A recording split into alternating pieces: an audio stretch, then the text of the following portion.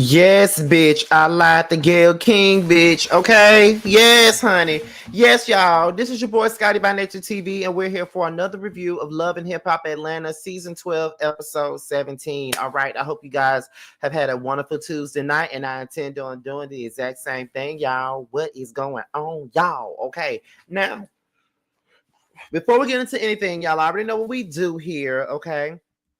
Before I get into any church announcements or anything like that, let me let you guys know that we are back within the snow, dealing with the snow here in the ATL right now. If you are in Atlanta, New Orleans, Houston, or the southern parts of Mississippi, Mobile, Alabama, any of those places, please stay off the roads, honey. The temperatures are below freezing. It is snowing out there, and you guys do know that when the temperatures are below freezing and it's snowing outside, y'all do know that it turns into black ice. So it is really not a good idea to be on the roads right now. So if you ain't got nowhere to be, please stay your ass in your seat. Do not go out there and get in the road and start slipping and sliding like you're skiing. We ain't got time for none of that. We ain't got no time for no accidents. We ain't got no time for nobody to get hurt when all you could have done was sit your ass in the house and just ate some chili, had some little, had some chocolate, had some cocoa or something like that, and just sit your ass down. That's all I'm saying. So yeah. My Aquarius is in the building. It's Aquarius season. Okay. February the 12th up in here. If you are an Aquarius, please, put the Aquarius sign in the chat and please let me know when your birthday is. Okay. Yes, y'all. We are here. Aquarians are in the building. Them funk ass, Capricorns are done. And it's time for us in our season, because Aquarius are the best. I keep telling everybody that Aquarians are the best, and people love to give us a hard damn time and all this other stuff, but we all know that Aquarius are the best. That's all I do know. Okay. But anyways, before we get into anything, let me let you guys know what we got coming up on the platform, y'all. So the Real Housewives of Beverly Hills, that came on already. So, that comes on at the same time as Love and Hip Hop Atlanta. So, y'all do know that I'm going to do my review on Beverly Hills tomorrow. But not only am I doing my review on Beverly Hills tomorrow, I'm also doing the Beverly Hills panel tomorrow.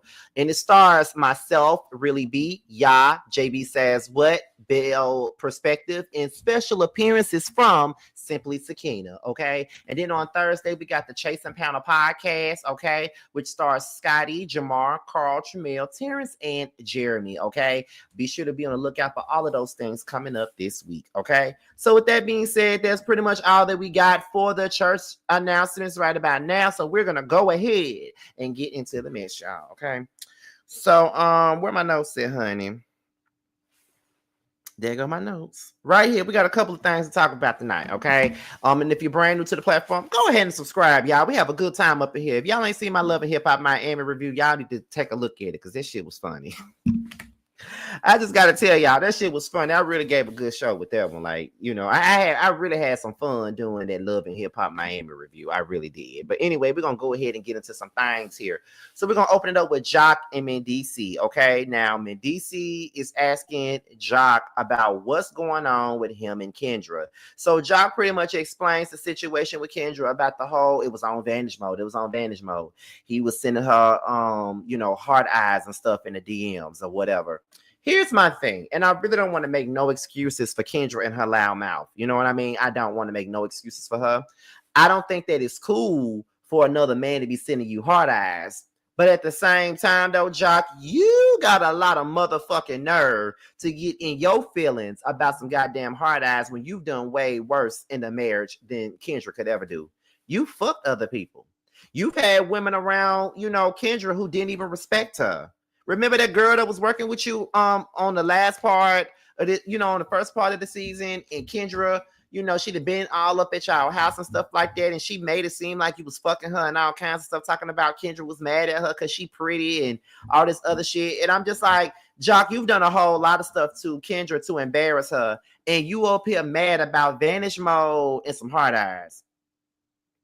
And then you want to holler about divorce when that shit happens. And then you want to say she dead to you about some damn hard eyes and vanish mode. When you should have been 6 feet under with all of the stuff that you've done to Kendra. So I don't understand what the fuck you even talking about or why the fuck you feel some kind of way about anything. But it goes right back to that insecure man shit. It's okay if I do it, but when you do it, it's a fucking problem. Jock need to sit this motherfucking ass down for real though. Like, you always doing some bullshit and then want to get mad when the tables turn. Like Monica says, it's funny how the tables turn. Turn. Turn. Turn. Okay? It's funny how the tables turn. Now it's you running after Kendra. You didn't want to spend quality time, didn't think she would ever leave. You got way too comfortable. Now you say you want her in your life because she packed up all her shit. She moving in a new place tonight. Okay? Knock, knock, knock. Stop knocking. Don't come knocking at my door. That's what you doing. Because I don't understand why you doing all of this and you sitting up here playing the victim and acting like she did the ultimate worst. You've already done the ultimate worst already, Jock, in the relationship. You've done, like I said, you've done way worse than Kendra could ever fucking do in this whole goddamn marriage. So I'm gonna need for you to shut your ass up. I'm sick of you now. I'm for real now. I'm tired of you now. Like, stop playing the victim. Stop being a bitch and own up to your shit. That's all I'm saying. Then Jock gonna say, I feel like Kendra is weaponizing the marriage. You feel like Kendra is weaponizing the marriage when you have done nothing but weaponize Kendra. You have done nothing but made her look like a fool. You have done nothing but laugh in her face when she catch you in your shit. So she found out about Mita. You was trying to fuck Karlie again. It was rumors about you having another baby, all these baby mamas, all this other shit. So it's just like, who are you to sit up here and say somebody weaponizing anything? Okay, if she's weaponizing the marriage, then you're weaponizing your, because you can't seem to keep it in your motherfucking pants. But it just goes back to the shit that Kendra needs to do, because Kendra already knew what she had when she got with him. And when he kept showing her who the fuck he really was, she kept staying. And instead of leaving, she's yelling, telling him to leave her as if she ain't got the wherewithal to leave him her damn self. You're pretty, you're beautiful, you're educated, you got a good career on your hands. Why the fuck are you even here with Jock? It's been going down with Jock since 2006, and I was in the 12th grade then. Why are you still fucking around with Jock? He don't mean you no good, and you know he don't mean you no good. Like, why do y'all keep on putting yourselves in these predicaments and making yourselves look fucking stupid and crazy? I don't get it, and I don't fucking understand. But I guess it ain't meant for me to fucking understand. Why settle for less? Okay? Why are you settling for less? Why aren't you looking for the kind of man that's gonna give their best because you're giving your best? Okay? A man that wants to cherish this and know exactly how to move you.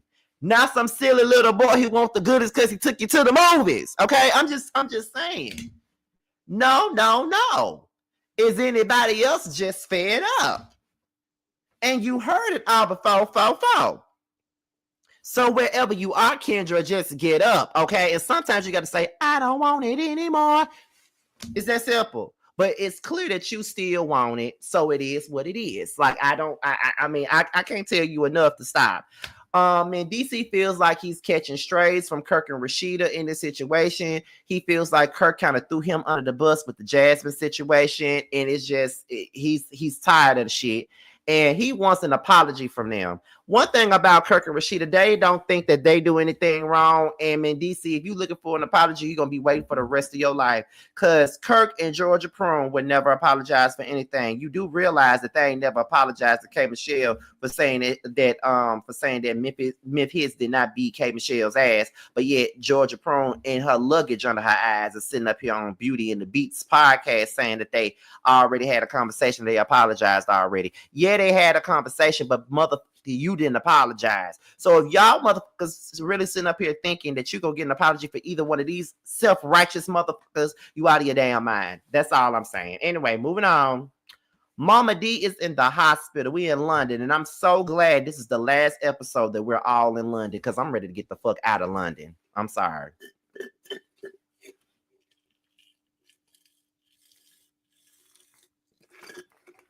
I'm ready to get the hell out of London. I'm tired. But Mama D is in the hospital.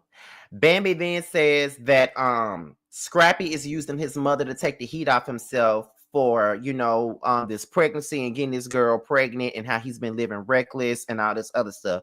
And she's saying that it really ain't no heat because she really don't give a fuck. She just need for him to step up and really just, deal with the shit. So then Scrappy was talking to Zane, and Zane was like, I'm pretty sure that Amy gonna run her mouth and tell Ashley about this shit that happened with Lisa at the thing. And Scrappy talking about something, don't you worry about it, bro. I got your back. Don't worry, I'm gonna have your back through all of this. Y'all sound like some teenage boys. Straight up sounds like some teenage boys, okay? That's what the fuck y'all sound like. Because first of all, whatever Amy corny ass do tell Ashley, it really ain't gonna matter because Ashley, like Kendra, ain't gonna do shit but scream, yell, and holler, and snap, crackle, and pop at your ass the entire time because she ain't got nothing else going on. All she gonna do is scream at your ass. That's the only fucking thing that she's going to do at this point. She ain't gonna do shit else but scream. That's it. But however, whatever Amy tell her, it ain't gonna be no lie. You was flirting with that girl Lisa in front of everybody, and you think it's not gonna get back to Ashley when you know that Amy and Ashley are fucking close. But of course, Scrappy gonna have your back because he does the same strange weirdo ass shit that you do. Both of y'all deserve each other, okay? It is what it is. Where we at? So then Bambi tells Karlie that ever since they've been on this trip to London, she's been having bad energy with Scrappy. She's been having bad energy with Scrappy. She says that Scrappy is out here looking for sympathy and he's looking weird right now. Like he's doing everything that he can to avoid her and to not talk to her. But my thing with Bambi is this. Why the fuck do you even care?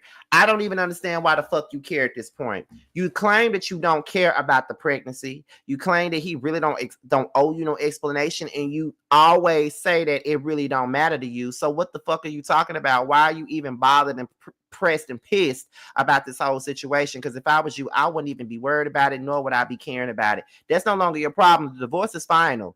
If he want to live recklessly and get motherfuckers pregnant that he done had threesomes with and just sticking it in everybody raw, then that's his motherfucking business. That ain't nothing for you to worry about. And if he want to be weird with you on this trip, then let him be weird with you on this trip. And if you think he's doing sympathy runs, then let him do his sympathy runs. There's really nothing else for you to do or say about it at this particular point. Fuck Scrappy, move the fuck on and just leave it be. That's all I'm saying. Because, I mean, you was looking mad pressed, in my opinion, because why the fuck is you sitting up here worried about what the fuck Scrappy doing? I would not be. I promise you I wouldn't care. Especially when we're no longer together and you're saying that all you really want is for you and Scrappy to be cordial. And I get it. Be cordial. I understand that. I get it. You want to be cordial, whatever. But at the same time, you're doing too much. You shouldn't even be worried about this shit. Honestly, you really shouldn't be. You shouldn't be. It is what it is. Like, please go somewhere and sit your ass down. I'm over it. And that's just that on that. That's just that on that. Like, it's annoying. But however, moving on, we got so Yandy Mendices, they're in Atlanta trying to get people to vote or whatever. Like, there's a lot of people that's in Georgia that are eligible to vote, but they don't vote. And that tends to be a thing all the time. People don't never register to vote because they feel like their votes don't matter, their votes don't never count, and all this other stuff. And sometimes they feel defeated when they vote for certain people and they don't get elected. I get it, but still, take your funky asses out there and vote. That's all I'm saying. But DC explained his experience with getting out of prison, being on probation and not being able to vote, but now he's able to vote, so good for him. Shakana and Erica Dixon show up to support Yandy Mendice's cause. So then Yandy explains the whole Jasmine situation, how at the end of the concert, Jasmine came along and approached me in DC and said some shit about, do you know me? She wanted to know that he rub a titty, all this other stuff. And Mendici said that he didn't remember her. But apparently all he really did was bought a damn tequila sunrise from my ass, and that was it. So that's all he did. But apparently there was way more to the story than that. And then she says that she hasn't spoken to Rashida since the situation.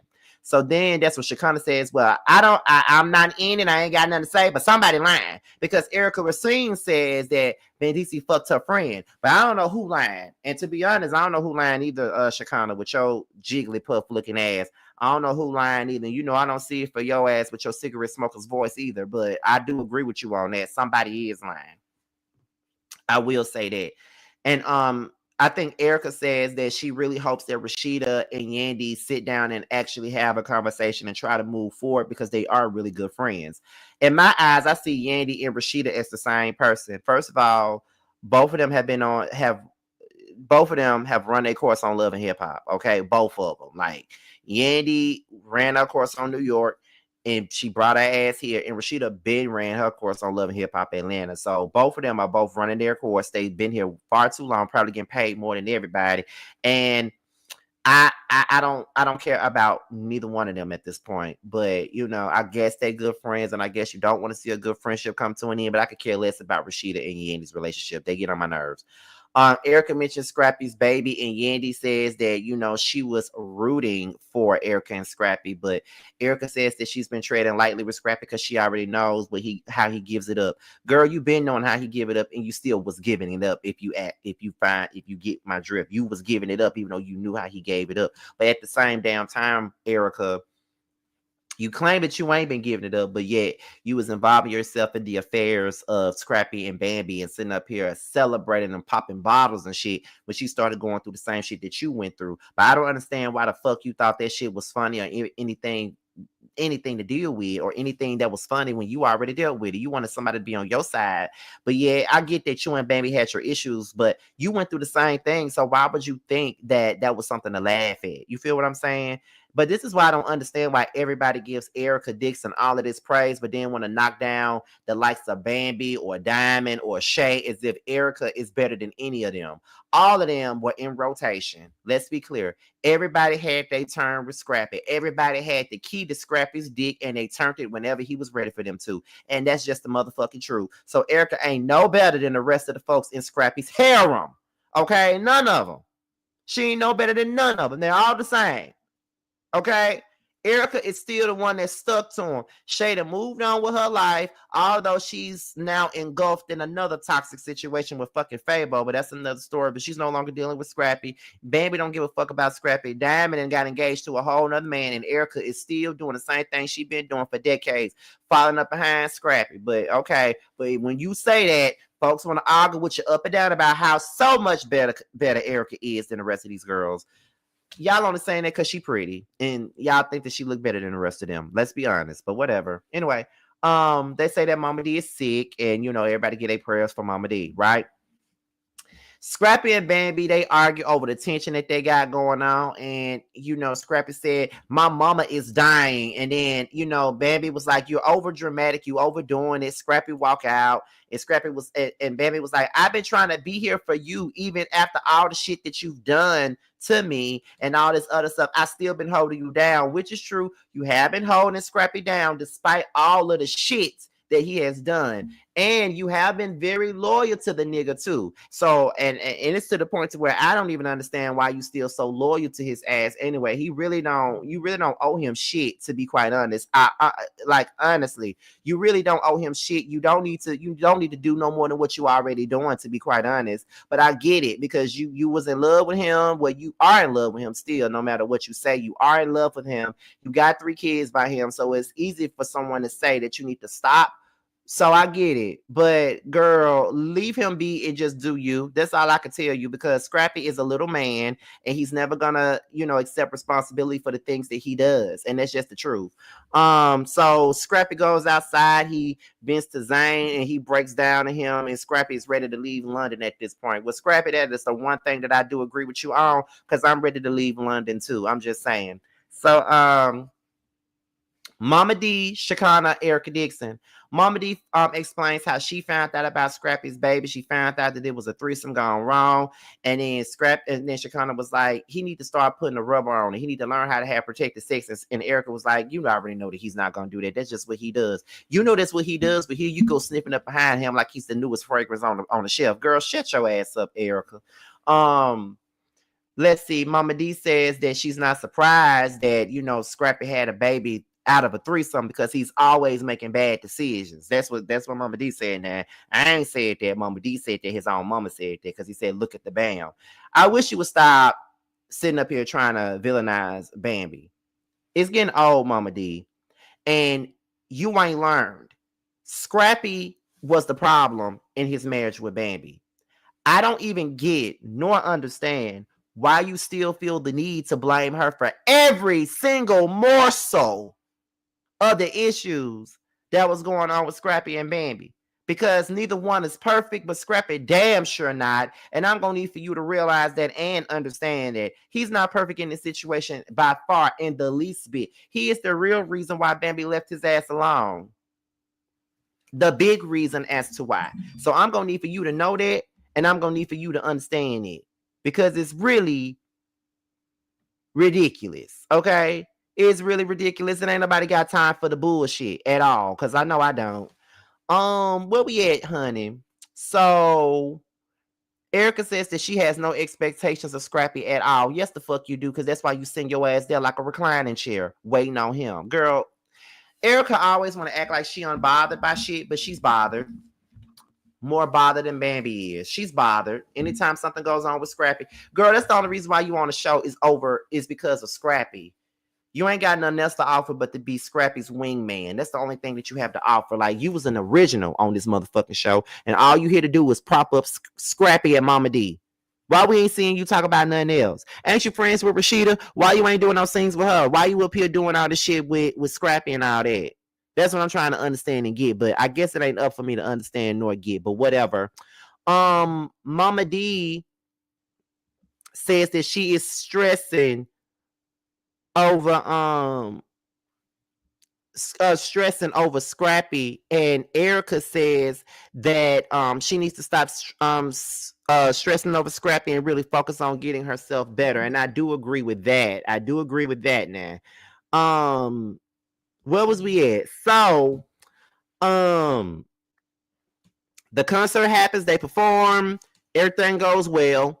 Karlie comes back there and apologizes to Spice. She says that she wants to have a conversation with Spice. And this is where I'm getting sick of Erica with her dark-winged, duck-looking ass. First things first, Karlie, why in the fuck are you over here begging Spice for her friendship?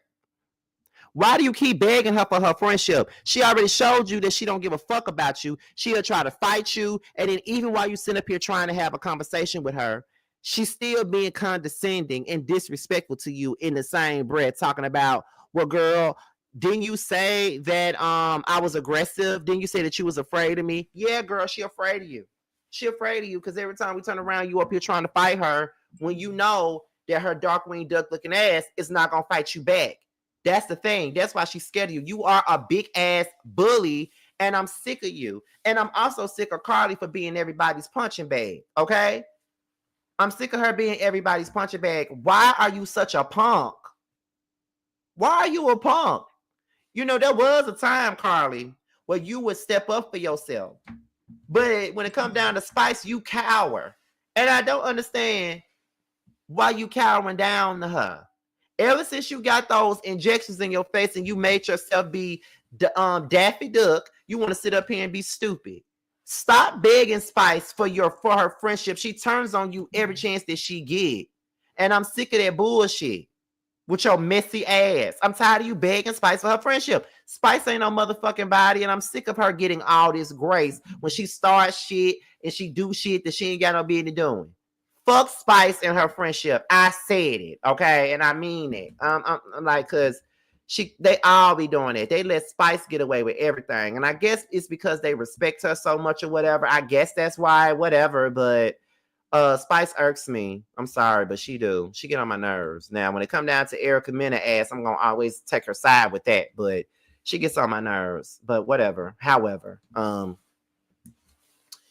where we at? So, Kendra and Jock, they meet up with a pastor. Kendra starts explaining her side of the story. Jock feels like his reaction was warranted, and it wasn't. And it wasn't. You saying that she was dead to you and you throwing out divorce and shit like that over some heart emojis, that wasn't warranted, especially with all the shit that you've done. So you can shut the fuck up, Jock, and talking about all he's saying, I'm not saying that I want a divorce from my wife. I love my wife. But her constantly throwing out divorce every time we have a dispute, it's triggering to me, and I don't know what I'm going to do moving forward. Get the fuck out of here.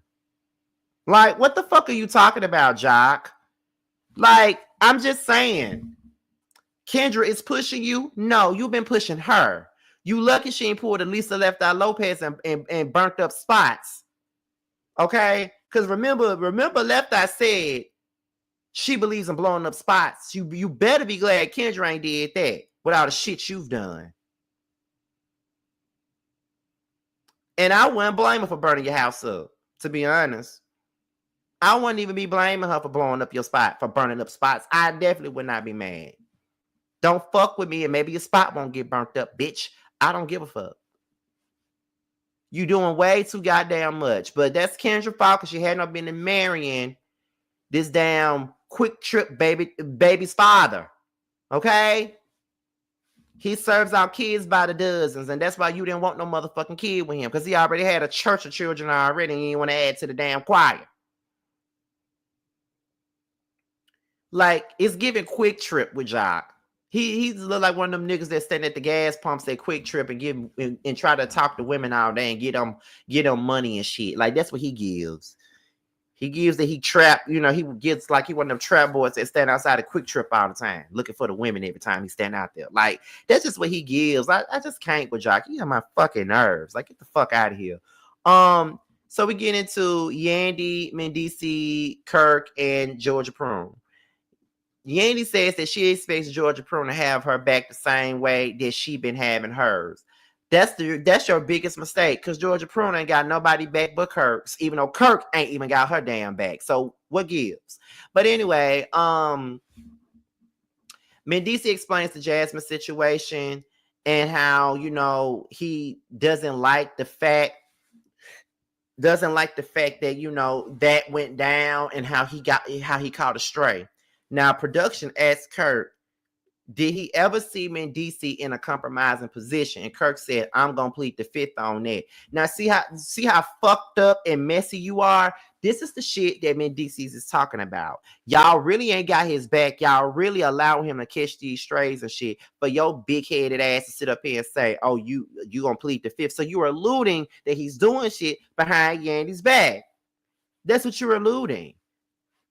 You ain't real. You're not real. But at the same time, if Mendici is out here in compromising positions, then bitch, you ain't real either. Ain't Yandy your wife? Why the fuck would you be doing anything behind her back anyway? But it goes back to what I've been saying. People have been saying that Mendici has been using Yandy from the very beginning. Because when Yandy was on Love and Hip Hop, the first season, we didn't know shit about Mendici. Mendici didn't come around to the second season. That's why everybody's saying that he left that girl Erica and got with Yandy, because Yandy was in the spotlight. He wanted some of that TV time and wanted to be in the music industry. That's the reason why he got with Yandy in the first place. And I'm starting to believe that. But whatever. What do I know? The fuck do I know here? What do I know? I'm just telling you what I thought and what I believe, but whatever. Yandy says that she was side-eyeing Rashida. She was pissed off at Rashida. And Rashida said, don't be side-eyeing me for something that I don't know nothing about. And she said that she was only mad with Kirk. She was mad with Kirk for them even being in this situation. And then she tells Yandy, I got your back. Do you really think that I'm going to let some random thirsty bitches come at my friend like that? Absolutely not, girl. Please. You ain't no friend. The only person you friends with is Kirk, and your bag's under your eyes, girl. Sit the fuck. Shut up. Moving on. So Scrappy and Mama D, they meet up. Mama D brings up all the stuff that's been going on social media, how she done found out about Scrappy and his baby. Scrappy then says that Mama D need to seek therapy, and then that's when Mama D said he need to go, and Scrappy said he been seeing a therapist. It sure as hell don't fucking seem like you've been looking at a goddamn therapist. It seems like you've been looking at yourself in the mirror and saying, yeah, bro, you doing good. You doing your shiz kneesy, my kneesy, all this other bullshit you like to say. You ain't sat down and talked to no fucking therapist. Get the fuck out my face. Get out my face. Get the fuck out my face, Scrappy. Oh, you irk me. Scrappy says that he's sure that the baby is his. And as he's talking to Mama D is trying to tell him right, but he's not listening. And Mama D just got up and left. And Scrappy started eating her food. And that's basically all that went down on Love and Hip Hop tonight. This episode was all right. Like, it wasn't like hard hitting like Love and Hip Hop Miami was. It wasn't hard hitting, but it will do. You know, at least I got y'all to 30 minutes. You know, normally if a show is extra good, it'll go from 40 minutes to an hour. But if it's it's 30 minutes. But if it's whack as fuck, it's probably gonna be 15 to 20 minutes of me talking. So it is what it is. But y'all, that's all that I got for Love and Hip Hop Atlanta. I hope you guys enjoyed all the reviews today. I hope you guys enjoyed the Yes for the Miss earlier today. I will see you all tomorrow for Real Housewives of Beverly Hills, as well as Whether You Like It or Not Beverly Hills Edition panel. And I might do a Yes for the Mess in between time. It just depends on if I go to work tomorrow, because it's already snowing out there. And I think that the ice is icing. And if the ice is icing, I'm not going to work. Y'all do know that, right? So if I don't go to work tomorrow, then that means y'all will get videos a little earlier than anticipated. So with that being said, y'all, I'm up out of here. I will talk to you guys a little bit later. And I'll talk to you guys on tomorrow. Bye, y'all. Leave the money on the dresser. Deep throat, use a lot of spit, make it messy. Slap it across your face, pull it out, put it back in. They call you Deuce Neck, cause she can make her throat big.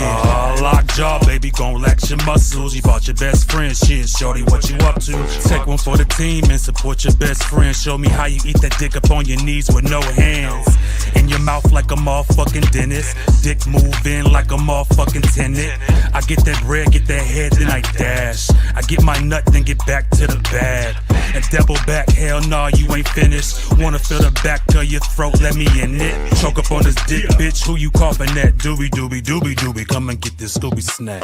Bite